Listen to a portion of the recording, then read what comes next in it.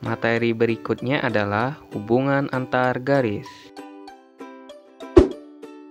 Garis adalah kumpulan titik-titik yang beraturan dan berkesinambungan. Jadi, dapat disimpulkan garis itu terbentuk dari kumpulan titik-titik.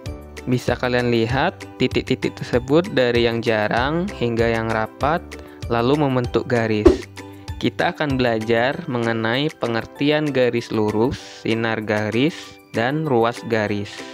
Yang pertama, kita akan masuk ke garis lurus.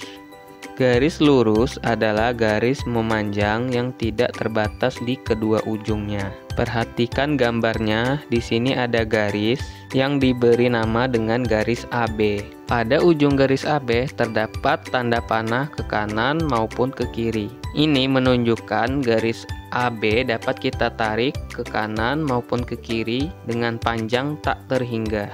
Garis ini tadi disebut dengan garis AB atau bisa ditulis dengan menggunakan lambang seperti ini. Yang kedua, kita masuk ke sinar garis. Sinar garis adalah garis yang diawali oleh suatu titik, sedangkan ujung lainnya menuju ke suatu arah tak hingga. Perhatikan gambar garis berikut. Garis ini diawali dengan titik A, lalu ke titik B.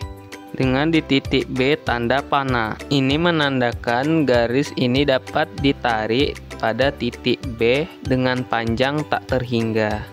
Garis ini disebut dengan garis AB atau ditulis dengan lambang seperti ini. Yang ketiga, kita masuk ke ruas garis.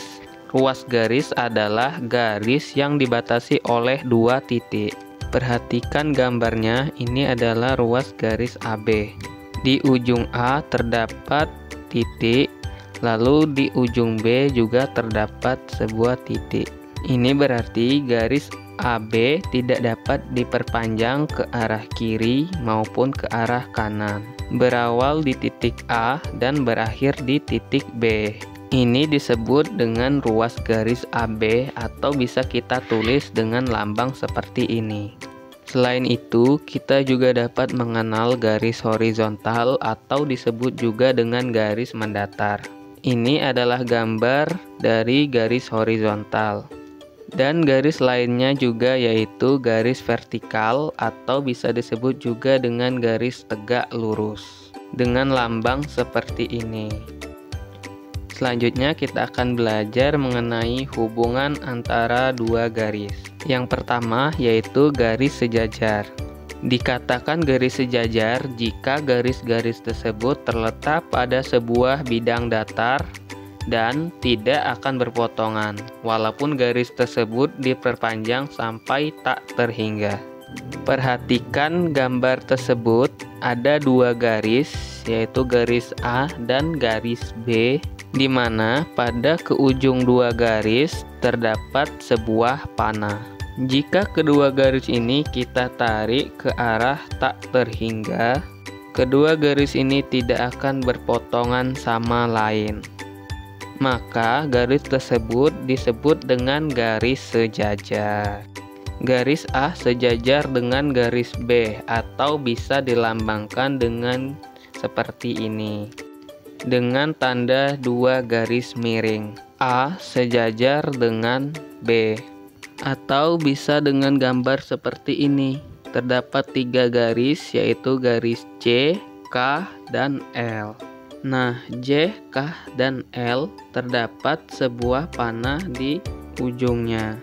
Maka jika ketiga garis ini kita tarik ujungnya, ketiga garis ini tidak akan berpotongan. Maka dapat dikatakan garis C sejajar dengan garis K sejajar dengan garis L. Nah, di sini dapat kalian perhatikan terdapat dua buah garis O dan garis P. Kedua garis ini tidak dapat dikatakan garis sejajar karena jika kita tarik ke arah tak terhingga, di antara titik O dan P akan saling berpotongan. Oleh karena itu, garis O dan garis P tidak dapat dikatakan garis sejajar. Lalu, yang selanjutnya yaitu garis berpotongan. Garis dapat dikatakan berpotongan apabila garis tersebut terletak pada suatu bidang datar dan berpotongan di salah satu titiknya. Perhatikan gambarnya, di sini ada dua garis K dan garis L. Kedua garis ini berpotongan di salah satu titik. Nah, di sini kita tandai dengan titik atau bisa kita sebut dengan titik O. Nah, maka garis ini disebut dengan garis berpotongan karena kedua garis tersebut berpotongan di salah satu titik yang sudah kita tandai dengan titik O.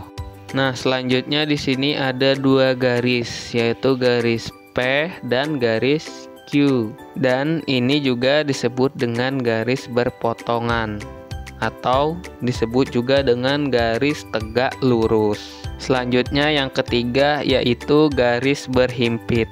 Dikatakan garis berhimpit karena kedua garis tersebut memiliki paling sedikit dua garis persekutuan. Perhatikan di sini ada dua garis, yaitu garis A dan garis B. Kedua garis tersebut berimpit. Jadi ini ada dua garis ya, garis A dan garis B. Lalu perhatikan juga garis yang kedua, yaitu garis R dan garis S. Ini juga merupakan garis berhimpit. Nah, seperti itulah penjelasan mengenai materi hubungan antar garis. Semoga bisa dipahami ya anak-anak. Sampai jumpa lagi di materi selanjutnya. Dadah.